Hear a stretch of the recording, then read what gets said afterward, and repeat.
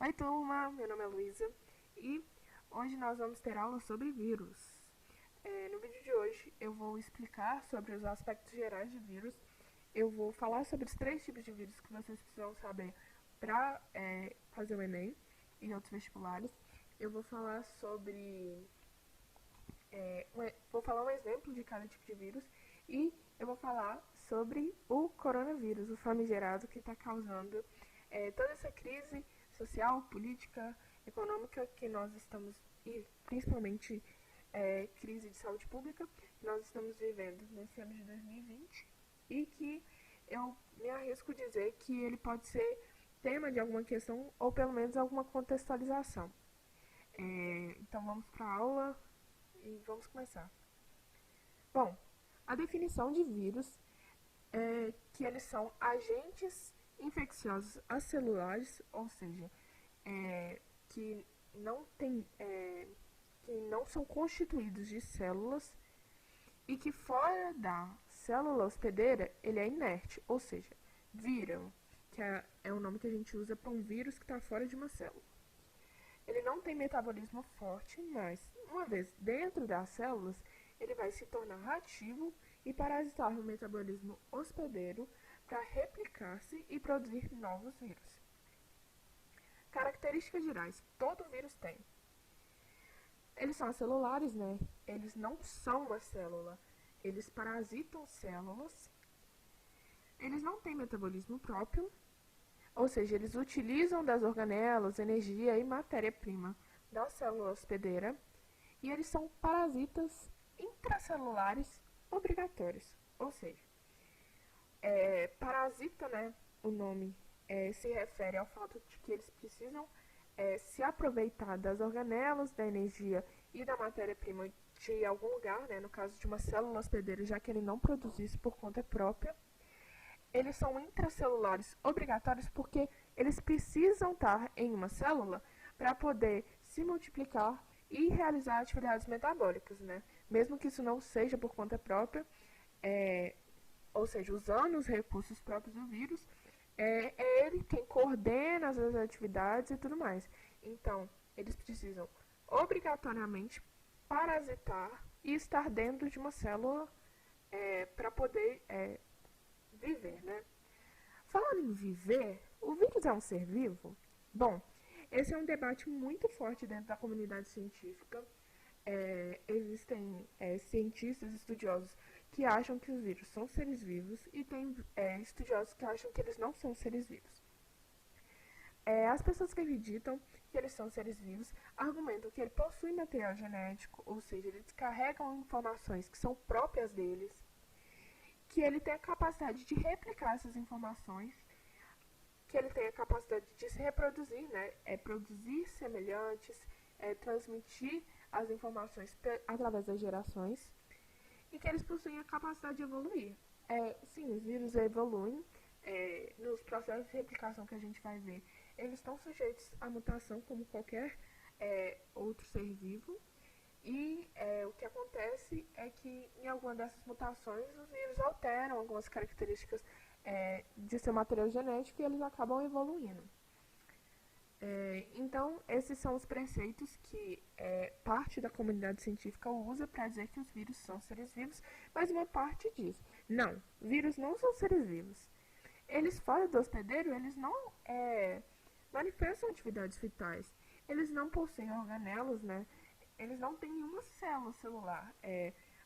Essa parte da comunidade científica que acredita que vírus não é um ser vivo, é que ela considera considera que a vida tem como unidade básica uma célula. Então, se o vírus não tem uma célula, será um ser acelular, quer dizer que ele não é um ser vivo. Ele não possui organelas, não possui estrutura celular, ele não se reproduz por conta própria, né? Ele precisa parasitar uma célula para que ela faça isso por ele, e ele não possui metabolismo próprio, né? Considerando metabolismo, a capacidade independente, metabolismo próprio, a capacidade independente de realizar as atividades, reações químicas que são vitais para a vida daquele ser vivo, né? Bom, falando sobre a estrutura geral de um vírus, a gente pode falar que todo vírus tem um material genético, ou seja, um ácido nucleico, que é essencial para a replicação dele, seja ele DNA ou RNA, né? Todo vírus possui enzimas que são essenciais para o processo infeccioso. As enzimas, nesse caso, estão representadas por essas bolinhas rosas. E essas enzimas, às vezes, elas vão ajudar ali na atividade do DNA viral dentro da célula. Às vezes, elas vão ser necessárias para que o vírus penetre na célula. Então, essas enzimas, elas são essenciais no processo infeccioso. Além disso, todo vírus tem capsídeo, que é essa estrutura em azul aqui, ó, que é um conjunto de proteínas que protege as informações genéticas e as enzimas e ajuda no processo de proliferação. E a maior parte dos vírus tem um envelope viral, né? A gente chama de envelope lipoproteico, que pode ser glicoproteico ou lipídico.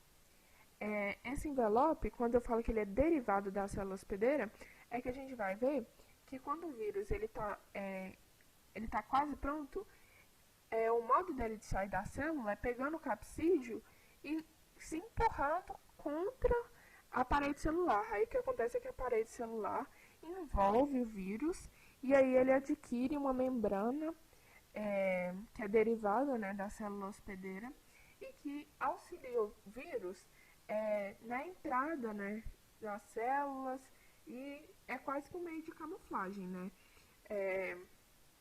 já que ele tem a membrana externa semelhante à da célula hospedeira. Tipos de vírus. Bom, nós temos os vírus de DNA, que são os bacteriógrafos, que eles têm essa forma aqui bem famosinha, eles têm aqui o capsídeo, e aí eles têm esse conjunto aqui de proteínas, ó. Essa proteína aqui, ela se chama mola, e ela é responsável por injetar o material genético que está dentro do capsídeo, dentro da célula. Essas perninhas aqui, né, que são as fibras virais, elas se encaixam nos receptores da célula hospedeira, e aí essa parte aqui se encaixa na célula hospedeira e injeta o material. Temos os vírus de RNA simples, né, como esse aqui, que é o vírus da gripe, e nós temos o vírus de RNA retrovírus, que é esse aqui, que pode ser o vírus da AIDS, por exemplo. Os retrovírus, eles são, a gente vai aprender tudo certinho mais pra frente, mas eles são vírus de RNA que são capazes de converter o RNA em DNA dentro da célula. Começando pelo bacteriógrafo, né, que é o vírus de DNA, a gente vai falar sobre a replicação dele. A replicação de um vírus bacteriógrafo, ela é dividida em duas partes, sendo que essa parte aqui ela é opcional e essa parte aqui é obrigatória, ou seja, alguns vírus fazem essa parte, outros não. Então essas duas partes se chamam ciclo lítico e ciclo lisogênico. Então a gente vai aprender primeiro o ciclo lítico, que é o que todos os vírus bacteriógrafos fazem. Ciclo lítico. Bom, no ciclo lítico, o vírus ele é injetado primeiramente na célula, né? Que nem eu expliquei, que essas proteínas elas se conectam aqui na célula e aí aquela molinha vai lá e injeta o material genético dentro do citoplasma da célula. E nesse processo já acontece uma apropriação imediata do metabolismo celular. Aí eu vou dividir em fases para poder detalhar bem. Primeira fase, absorção. Essa absorção, ela pode ocorrer de três formas. A primeira forma é a direta, quando apenas o material genético do vírus é injetado na célula, permanecendo sua parte proteica do lado externo. Então a gente vê aqui, ó, que veio o vírus todo pimpão, foi lá, injetou o material genético, que no caso é DNA, dentro da célula, e aqui, ó, a gente veio que o que restou foi a parte proteica já esvaída do DNA para fora da célula. Bom, Também essa absorção pode ser por endocitose, que é quando os receptores químicos da membrana celular fixam o vírus e depois ele é englobado, né, através de uma invaginação, ou seja, esse processo aqui de começar a fazer essa curvinha para depois virar esse círculo aqui, né, que acopla o vírus.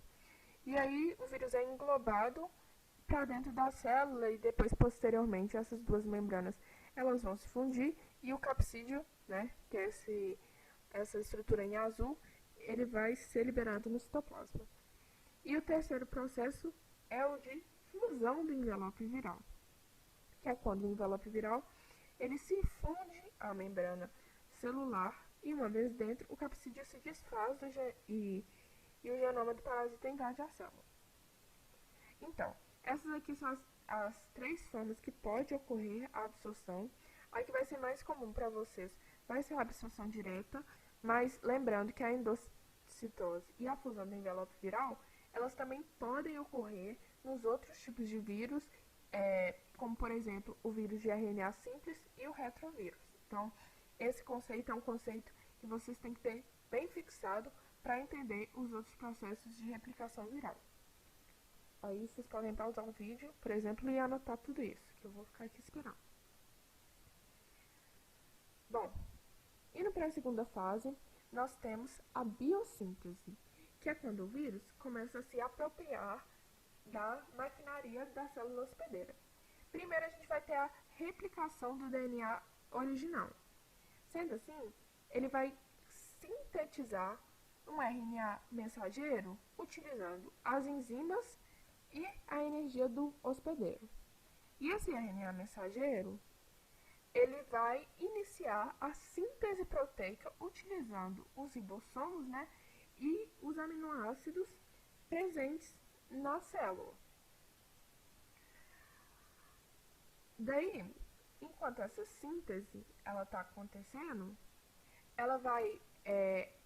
ele vai fazer a síntese proteica e vai começar a produzir enzimas.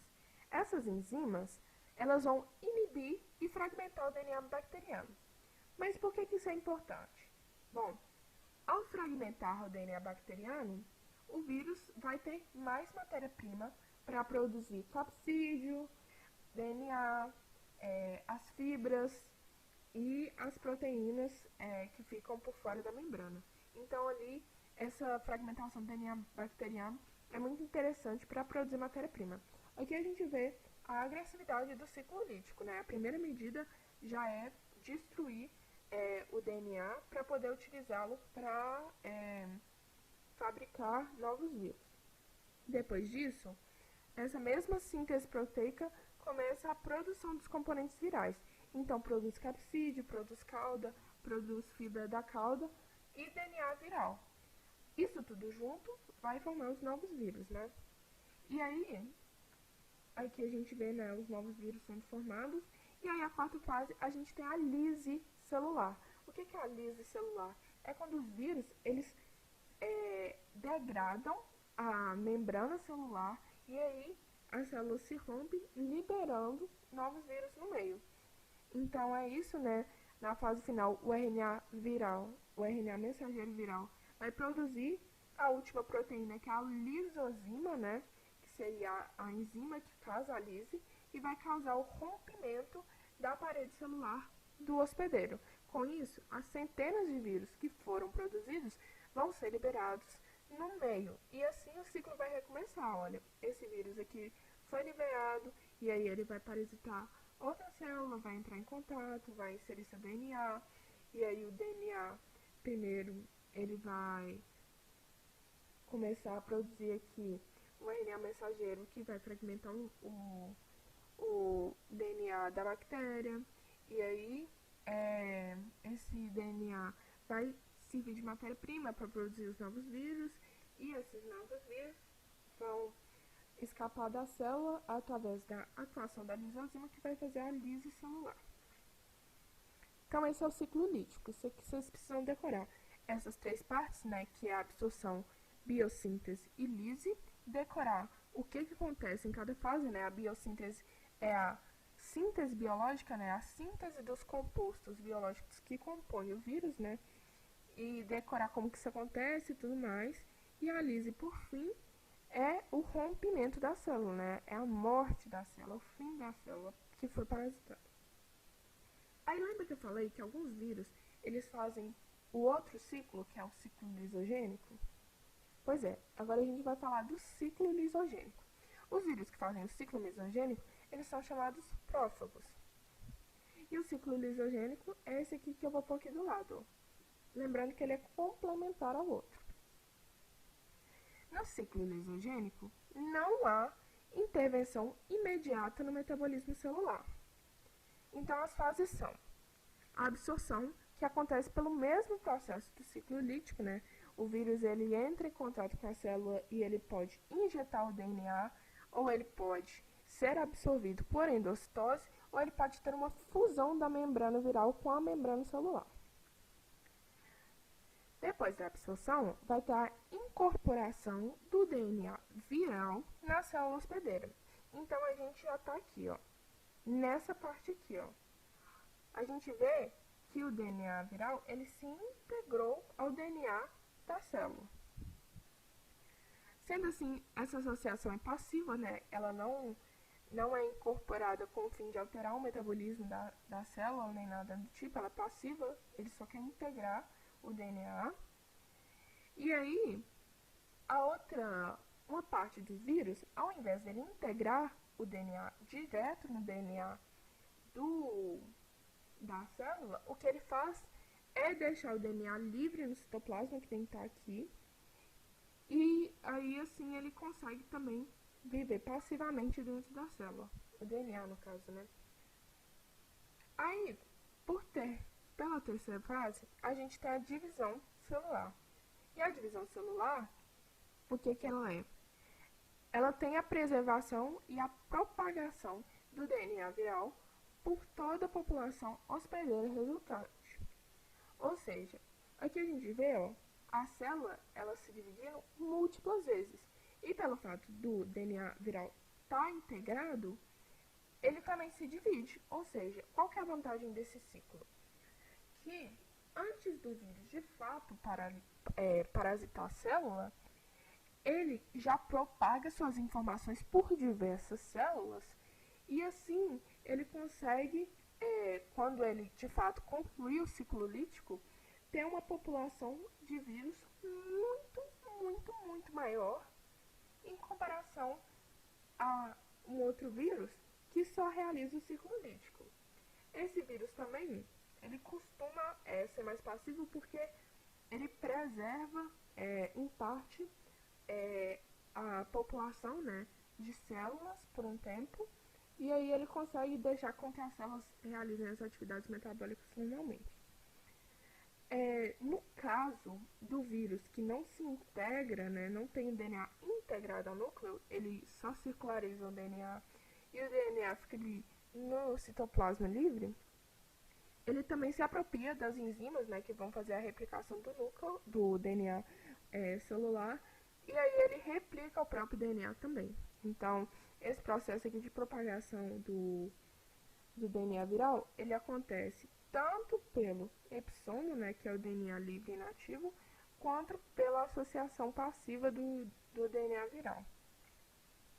Então, a divisão celular acontece inúmeras vezes e, por fim, o DNA viral, ele se libera do DNA da célula.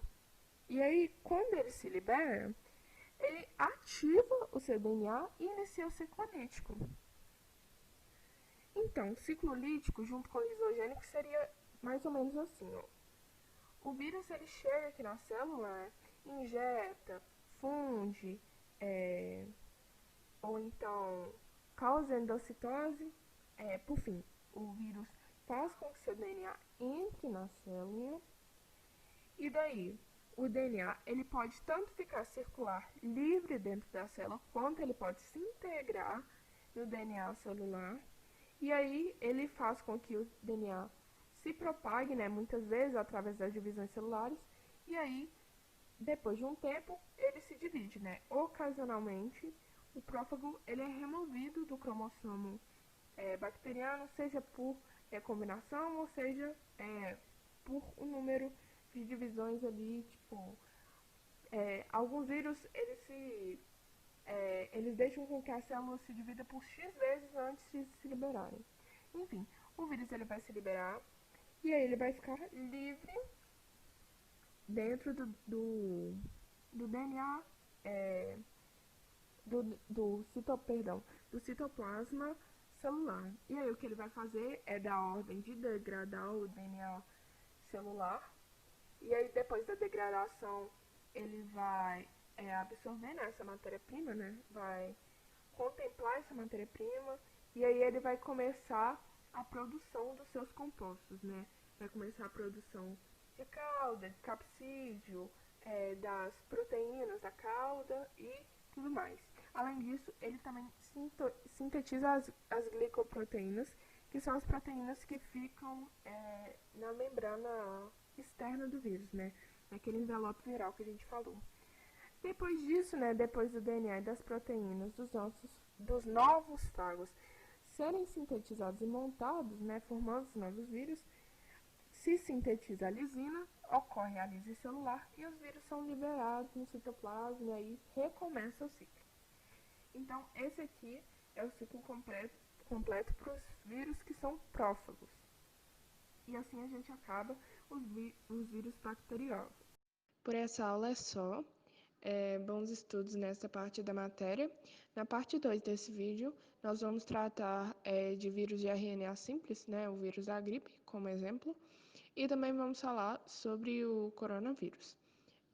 Então é isso, espero que vocês tenham feito boas anotações e até a próxima.